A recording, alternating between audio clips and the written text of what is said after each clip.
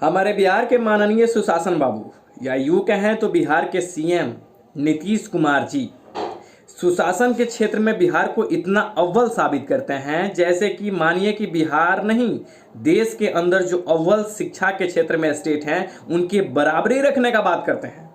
और शिक्षा विभाग और शिक्षा मंत्री का तो इतना मतलब वो बढ़ा चढ़ा के उनकी कहानियां प्रस्तुत करते हैं, जैसे मानिए कि वाकई में हम सिर्फ अपने इस देश का नहीं, हम जो बड़े बड़े बहुत डेवलपमेंट जो कंट्रियां हैं उनके बराबरी भी आ सकते हैं आने वाले कई सालों में। पर हमारे माननीय मुख्यमंत्री जी और ये हमारे शिक्षा मंत्री जी इस बात को नहीं समझ रहे हैं कि जब वो एसटीईटी का नोटिफिकेशन जारी करते हैं तो नोटिफिकेशन के बाद उनको ये पता नहीं चलता कि नोटिफिकेशन के तर्ज पे सारी प्रक्रियाएं बढ़ती है। और माननीय शिक्षा मंत्री जी कहते हैं कि नोटिफिकेशन ही कुछ नहीं होता, सिर्फ टीईटी होता है। बाहर बिहार के हमारे भावी शिक्षा मंत्री जी और माननीय मुख्यमंत्री जी, आप इंजीनियर हैं, दिमाग कहाँ से इतना लाते हैं? जब आप नोटिफिकेशन जारी कर देते हैं, 2 साल जब बीत जाता है, बच्चों का एक बार ऑफलाइन एग्जाम लेकर के कैंसिल करवा देते हैं और दूसरे बाद आप ऑनलाइन एग्जाम लेते हैं और जो नोटिफिकेशन है उसकी सारी जो कॉलम बनी हुई है ना, जो रॉ है उनके सारे को आप खत्म कर देते हैं और आसानी से कह देते हैं कि टीचर एबिलिटी टेस्ट है। और सुशासन के क्षेत्र में शिक्षा को इतना बढ़ावा दे देते हैं कि बिहार के जो विद्यार्थी हैं वो सोशल मीडिया प्लेटफॉर्म पे आते हैं और वो जो विद्यार्थी होते हैं वो आपके बिहार में पकौड़ा तलने के लिए तैयार हो जाते हैं और वो सब्जी बेचने के लिए तैयार हो जाते हैं। वाह रे हमारे माननीय मुख्यमंत्री जी, कभी कभी अपने विचारों को भी शार्प किया कीजिए। अपने लिए तो बहुत कुछ आपने कर दिया है, ये पूरा जग जाहिर है इन बातों से। हम कद्र करते हैं आपको, लेकिन दरअसल आप अपनी भावनाओं में इतना ज़्यादा मत बढ़ जाइए और मत बहने की कोशिश कीजिए जहां आपको पता ही नहीं चले कि शिक्षा मंत्री कौन है और शिक्षा मंत्री होता क्या है।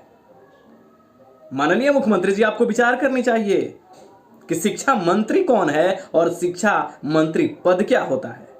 और आपको एक अनुशंसा जरूर करनी चाहिए कि शिक्षा विभाग में विगत दिनों में हो क्या रहा है।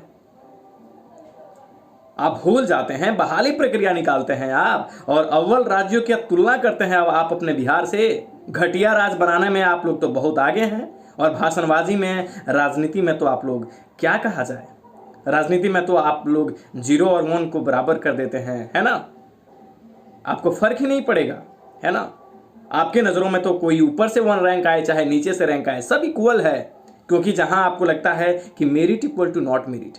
अब आप जैसे मंत्रियों को इस बिहार की जनता क्यों नहीं समझ पाती है? गलती आपकी नहीं है, आप इंजीनियर साहब हैं और एक हमारे पता नहीं वो हमारे जो शिक्षा विभाग है और ये जो शिक्षा मंत्री हैं, ये पता नहीं कहां से आए हैं। इनको आज तक समझने में पता नहीं कौन सी खामियां रह गई कि ये समझ ही नहीं पाए कि मेरिट क्या होता है। हमारे बिहार का ये दुर्भाग्य है, यहाँ के लोग इतने इंटेलिजेंट हैं जिनको फर्क नहीं पड़ता कि हमारे बिहार का शिक्षा व्यवस्था किधर जा रहा है, जिनको फर्क नहीं पड़ता कि बिहार में टीचर रिक्रूटमेंट प्रोसेस कैसा होता है, जिनको फर्क नहीं पड़ता कि बिहार हमारा है, बिहार के अंदर जो स्कूल क्लासेस होती हैं उन क्लासों में पढ़ाई कैसे होता है। उनको फर्क नहीं पड़ता कि जो पंचायत लेवल के स्कूल हैं उन स्कूलों में कौन कौन सा ड्रामा होता है।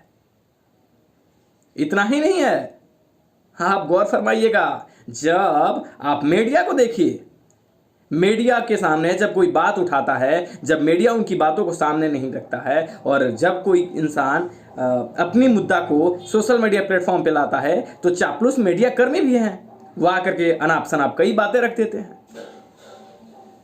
यहाँ महानता तो मैं मीडिया का ये दिखाऊंगा कि जब वो सोनू कुमार जैसे बच्चे आते हैं तो मीडिया क्या कहती है।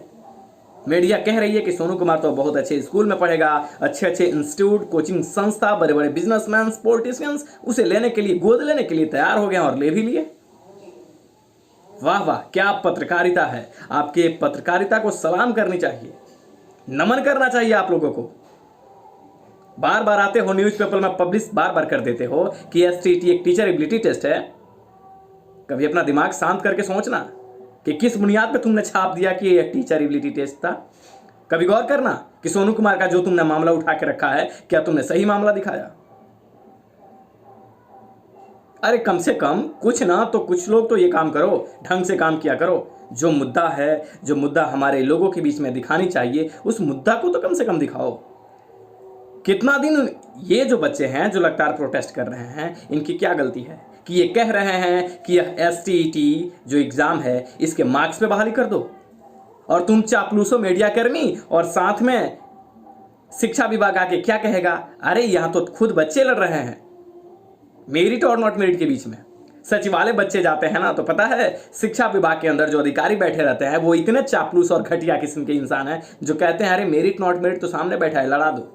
वाह वाह वाह, पद धारण किया था, जब शपथ लिया था तो इन्हीं शब्दों के साथ लिया होगा, है ना, कि लड़ा दो एक दूसरे को। अरे सोच और मानसिकता बदलो, सही दिशा में काम करो। कम से कम वो 10 दिनों से जो बच्चे तुम्हारे लड़ रहे हैं वो अपने लिए नहीं लड़ रहे हैं, तुम्हारे लिए लड़ रहे हैं, इस बिहार के लिए लड़ रहे हैं। कोई कहता है कि बहाली जो होनी चाहिए वो एस्टेट मार्क्स पे होनी चाहिए, क्या गलती कह रहा है? वो कहे कि एकेडमिक मार्क्स पे होनी चाहिए, या तो उसे ये बात नहीं कहनी चाहिए, उसे कहनी चाहिए कि रोड पे जो घूम रहे हैं उनसे उनको बहाल कर दो, है ना। एकेडमिक, अरे चापलूसो, ये एकेडमिक की बहाली क्यों हो रही है पता है? क्योंकि पंचायत लेवल से होंगे, और पंचायत लेवल में कौन है होगा?